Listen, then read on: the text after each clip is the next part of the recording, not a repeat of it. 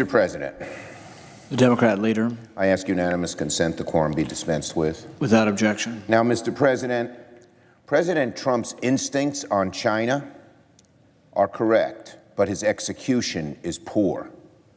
He should stick with those instincts, not let those who label anything we do to protect America against China's rapacious policies as protectionist.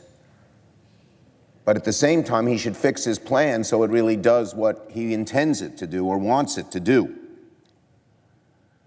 So I have been one of the chief critics of status quo on trade.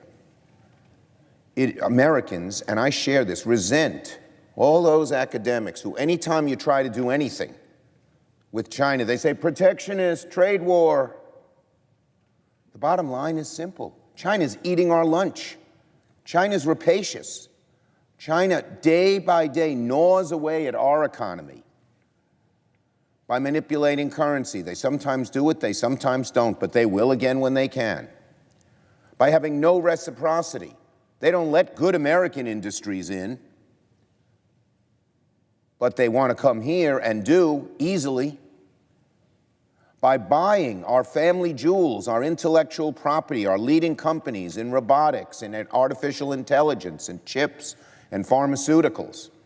China has a plan to take advantage of America, to surpass us economically, and by not being fair. They keep their huge market protected, steal our stuff, learn how to do it, then try to come sell it here and gain an advantage when they can by manipulating currency.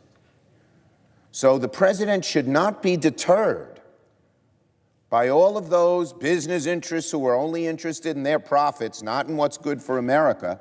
That's their job. They're shareholders, I get it.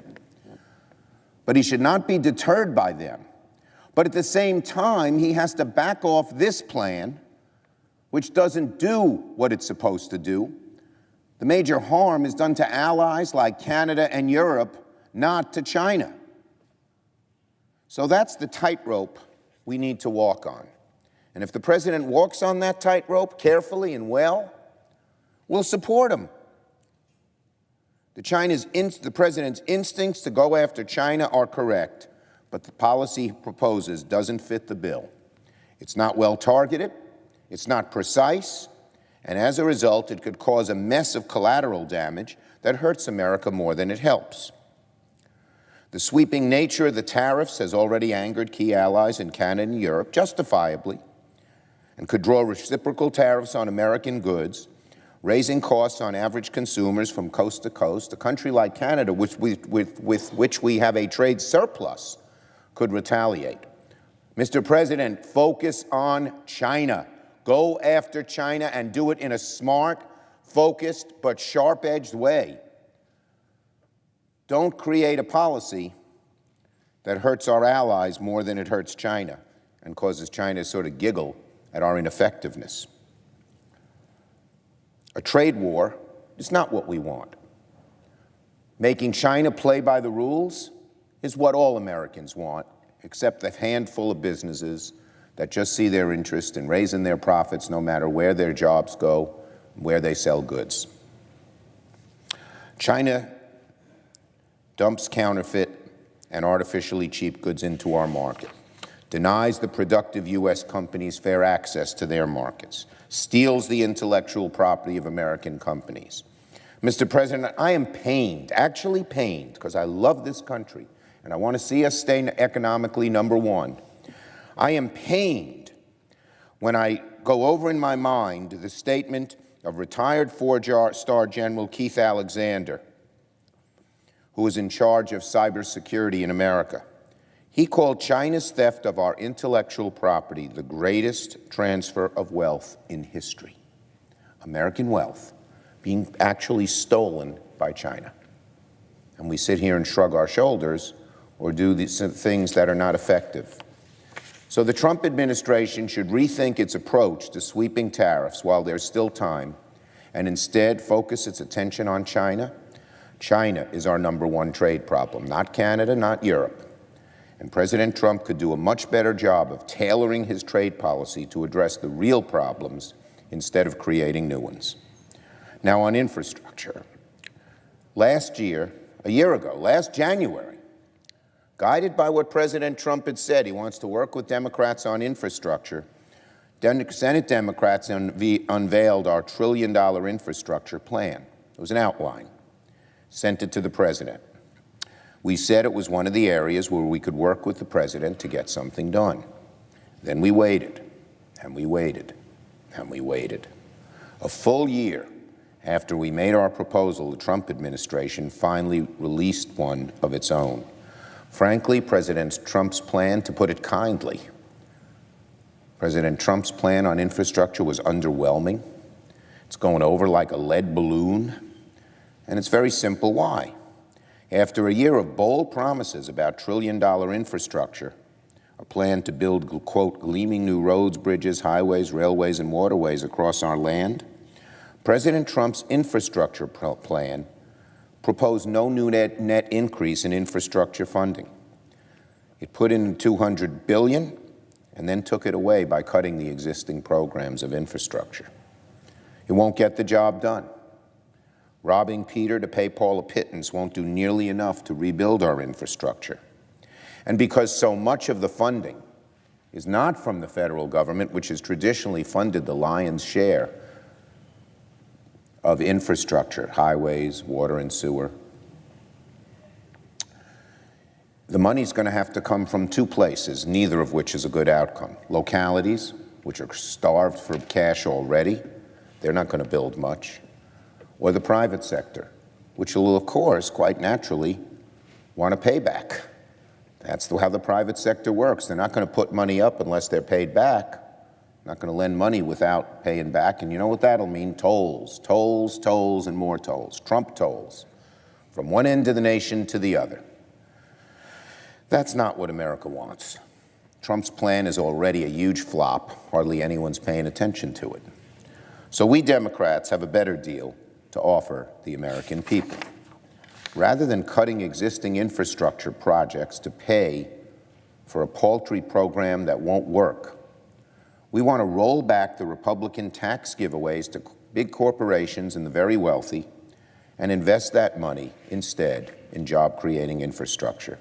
The overwhelming majority of Americans would say they'd rather see millions.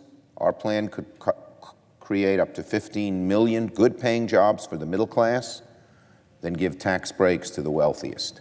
And we've already seen, by the way, that those tax breaks are not creating many jobs. Instead, they're going to stock buybacks, which is a way for corporate executives to take that money, raise their own salaries, and raise the salaries of shareholders, the vast majority of whom are in the top 10% of America. So we're proposing something new and different. We propose to put the top rate back to 39.6%. The wealthy are doing great in America. They didn't need a tax cut. It's the middle class that needed more of one. We propose restoring the AMT. That AMT prevented the wealthiest of Americans from evading taxes. It's a tax expert's way on restoring the Buffett rule, which says that a rich corporate executive shouldn't pay a lower rate of taxes than his or her secretary. We restore the estate tax. After all, that benefits 5,000 wealthy families. We close the carried interest loophole, and we raise the corporate tax rate to 25%. That's what the Business Roundtable called for. But our Republican friends and President Trump, in a mania to just cut corporate taxes, even at a time when corporations are doing well, moved it to 21. We go back up to the 25 that the Business Roundtable suggested. And with all that money, what are we invested in? A modern infrastructure plan that would build everything from roads and bridges to schools and airports to high-speed internet and more, with a focus, by the way, on rural internet, because a third of rural America doesn't have it. In addition to the traditional types of projects we've long built in this country, we're building 21st century infrastructure. As I mentioned, rural internet, high speed. In the 30s, Franklin Roosevelt said every home in America should have electricity. It was aimed at rural homes, which didn't. Today, we Democrats believe that every home should have high-speed internet. And that's too aimed at rural America, where close to a third of the homes don't have high-speed internet, and at our inner cities as well. Only with real direct investment of federal dollars will we build the kind of transformational projects that need to be built. Only with real investment will rural America see the projects it needs built. Only with real investment will we create millions of good-paying jobs. And you say, where's the money going to come from? We don't want to increase our deficit. Tax bill's done that enough. We say, take some of those tax breaks from the wealthiest of Americans and put them into middle-class jobs. Plain and simple. Americans are realizing now where that money's going. The tax bill, before it came out, was unpopular, had an initial splurge of popularity, and now as Americans learn what it's actually doing, it's becoming less popular again. It'll go back to where it was, I believe, which more Americans will dislike it than like it. But when they hear that we could take some of that money and put it into infrastructure and create millions of middle-class jobs, I think Americans of all stripes will embrace that policy. So we Democrats want to work with the President and our Republican colleagues on infrastructure, but we want to do it in a way that produces real results, not this chimerical proposal the President made that will produce very little infrastructure, almost no jobs, and put tolls all across America, Trump tolls. We hope the President will move away from his plan and come much further in our direction so we can get something done for the American people, and particularly the American working and middle classes. I yield the floor.